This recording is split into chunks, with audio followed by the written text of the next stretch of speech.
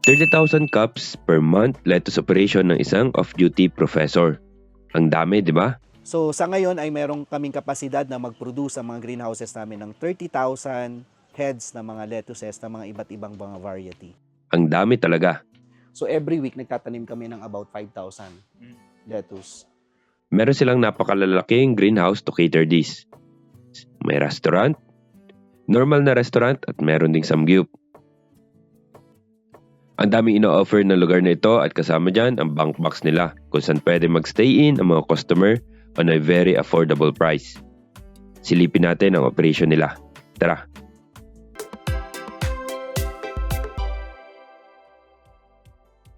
Sir Jeremy, welcome sa Mount Banahaw View Deck and Cabin. So ngayon tayo ay nandito sa ating sangyupsal.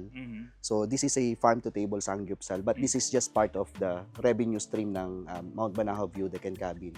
Pero para ipakita ko lang, ito kasi yung aming vision board. Of course, this is our past, present, and also future. Kasama natin si Sir Rod. Hello mga ka-off duty, ako si Rod Abenes, ang macro manager ng Mount Banahaw View Deck and Cabin. Isa sa owner ng Mount Banahaw View Deck and Cabin. Basically, iniikot niya kami at sinamahan sa pag-ikot dito sa kabuuan ng Mount Banahaw View Deck and Cabin. Sa amin kasi ang pag-harvest namin, hindi kami nagbe-base kung ilan kung ang timbang. So but rather we base it on the number of days. Kasi ang problema, kaya binibase namin sa number of days, bukod sa papait na, magkakaroon ng problema yung program mo. So kasi may kasunod ka ng cycle eh. Ang Mount Banahaw View Deck and Cabin ay makikita at matatagpuan sa Purok 7, Barangay Mamalauno, Sariaya, Quezon. Honestly, na-overwhelm ako sa laki ng operation nila at once. Una kaming umikot sa Samgyup restaurant nila dito. Ang Mount Banahaw View Deck, isang agritourism enterprise na kung saan ay meron kaming mga farm produce at the same time ay ang mga guests na bumibisita dito ay makakakain ng mga fresh vegetables na nakukuha at produce sa aming farm. So meron kaming restaurant, coffee shop, and at the same time meron din kaming sangyupsal. And also makikita rin ang ating mga bisita yung mga farm produce dito kung paano ito ginagawa at pwede din silang manulungan sa aming mga farmers. Na ang restaurant, greenhouse mismo. Ang galing ng concept, farm to table pa. Ang ginawa ko dito, sir, ay kahit NFT to pero parang tong deep water. Parang semi-NFT. O semi. Ang reason kasi dito ay pag nagba-brown out, so para wala kaming problema. Dual purpose ang mga lettuce na tanim nila dito. Aesthetic at source ng lettuce para sa samgyup syempre. May mga tanim din sila ng mga lettuce sa lupa. Iniikot din kami ni Sir sa iba pa nilang greenhouse dito.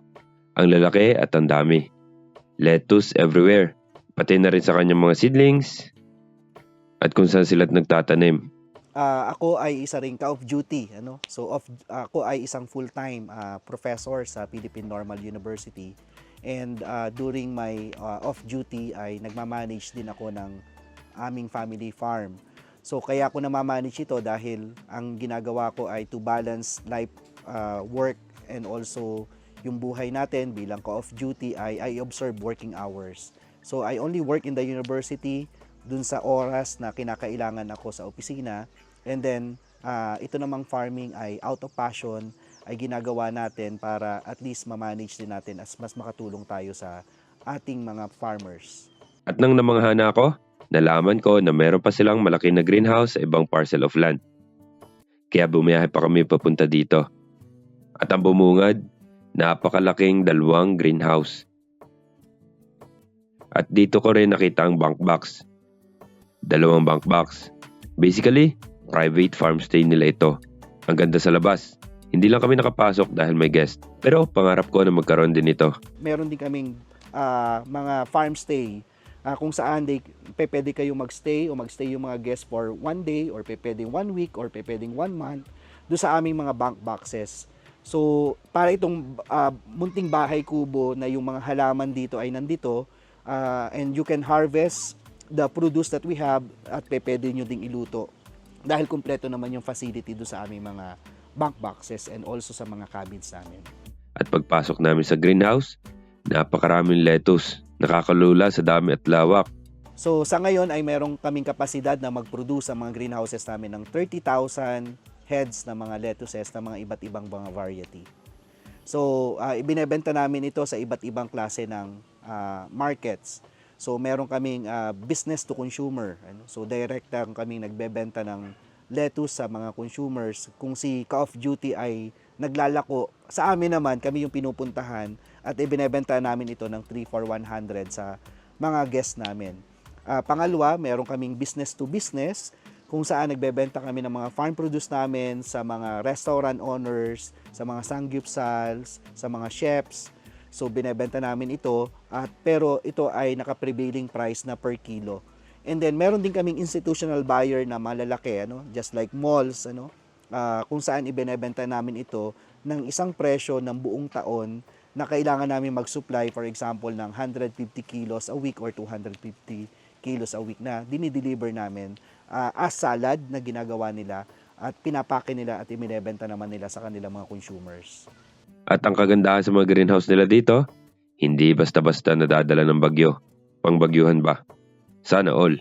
Sa ating mga Ka of Duty, ang mga advice ko sa inyo ay kung tayo ay merong mga trabaho, at passion natin din ang farming o kung ano man yung mga passion natin, bilang mga Ka of Duty, ay of course ang pinakakailangan muna natin dito ay kailangan meron tayong sustainable na income na masusustain din yung ating mga passions.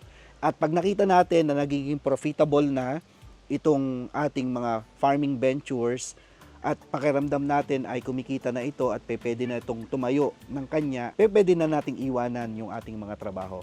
Pero ako bilang isang profesor ay mas pinipili ko na mag on duty at off duty dahil napapagsabay ko yung mga advocacy ko. Advocacy ko para sa education, at the same time advocacy ko para sa agriculture. Basta ang pinakamahalaga dito ay kung ano yung passion mo, ay you start small and then sooner or later it will grow and then sooner or later it will create profit as well. Nang matapos ang tour namin, papalagpasin ba namin matikman ang kanilang samgyup? Siyempre hindi. Panalo. Ang sasarap ng timpla at masarap din ang cheese. Bonus pa na matagal ang kwentuhan namin ni Sir. Ang daming inputs at learnings na magagamit ko sa inaharap sa aking mga papasukan na business. Yun lang, peace.